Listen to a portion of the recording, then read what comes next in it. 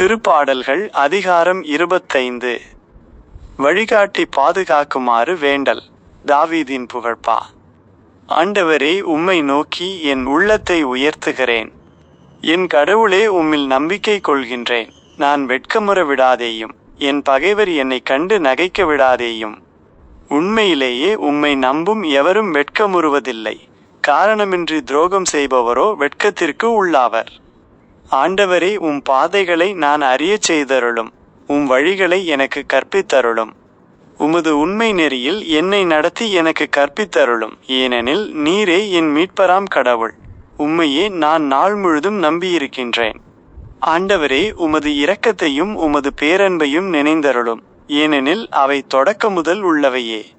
என் இளமை பருவத்தின் பாவங்களையும் என் குற்றங்களையும் நினையாதேயும். உமது பேரன்பிற்கேற்ப என்னை நினைத்தருளும். ஏனெனில் ஆண்டவரே, நீரே நல்லவர். ஆண்டவர் நல்லவர், நேர்மையுள்ளவர். ஆகையால் அவர் பாவிகளுக்கு நல்வழியை கற்பிக்கின்றார். எளியோரை நேரிய வழியில் அவர் நடத்துகின்றார். எளியோருக்கு தமது வழியை கற்பிக்கின்றார். ஆண்டவரது உடன்படிக்கையையும் ஒழுங்குமுறையையும் கடைப்பிடிப்போர்க்கு அவருடைய பாதைகளெல்லாம் பேரன்பும் உண்மையும் உள்ளனவாய் விளங்கும். ஆண்டவரே, உமது பெயரின் பொருட்டு என் குற்றத்தை மன்னித்தருளும். ஏனெனில் என் குற்றம் மிக பெரியது. ஆண்டவருக்கு அஞ்சி நடப்பவர் எவரோ அவருக்கு தாம் தேர்ந்து கொள்ளும் வழியை அவர் கற்பிப்பார். அவர் நலமுடன் வாழ்வார். அவருடைய மரபினர் நாட்டை சொந்தமாக்கிக் கொள்வர். ஆண்டவரின் அன்புறவு அவருக்கு அஞ்சி நடப்போருக்கே உரித்தாகும். அவர் அவர்களுக்கு தமது உடன்படிக்கையை வெளிப்படுத்துவார். என் கண்கள் எப்போதும் ஆண்டவரை நோக்கியிருக்கின்றன. அவரே என் கால்களை வலையிலிருந்து விடுவிப்பார்.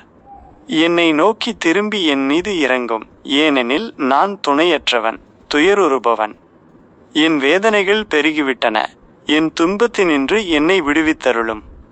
என் சிறுமையையும் வருத்தத்தையும் பாரும். என் பாவங்கள் அனைத்தையும் மன்னித்தருளும். என் எதிரிகள் பெருகிவிட்டதை பாரும்.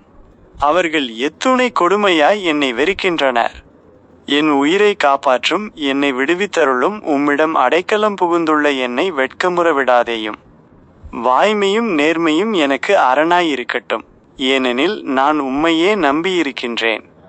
கடவுளே, இஸ்ரவேலரை அவர்கள் படும் துன்பங்கள் அனைத்தினின்றும் மீட்டருளும்.